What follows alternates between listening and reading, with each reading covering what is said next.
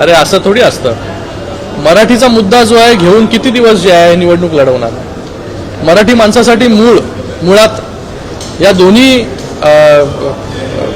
पक्षांनी जे आता एकत्र आलेले आहेत, एक पक्ष बोलत होता संपलेला पक्ष आहे, आता मतांसाठी जे आहे निवडणुकीसाठी एकत्र आले आणि मराठीचा मुद्दा हा पुढे करण्याचं काम हे करतायत.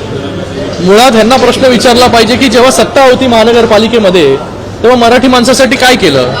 मराठी माणूस जो आज महानगरपालिका क्षेत्रामधून, मुंबई महानगरपालिका क्षेत्रामधून जो आज कर्जतमध्ये, बदलापूरमध्ये, अंबरनाथमध्ये स्थायिक झाला, तो कशामुळे गेला.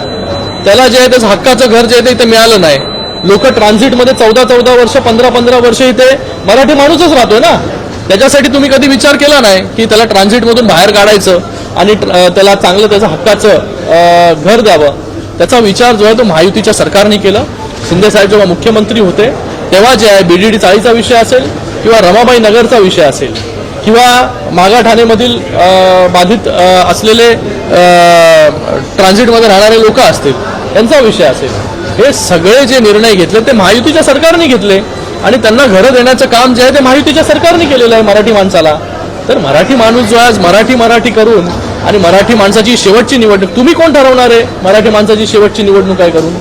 आज मराठी माणसाला त्याचं हक्काचं घर, त्याला न्याय देण्याचं काम जे आहे ते महायुतीच्या सरकारने केलेलं आहे आणि महायुतीच्या मागे जो आहे मराठी माणूस जो आहे खंबीरपणे उभा राहील.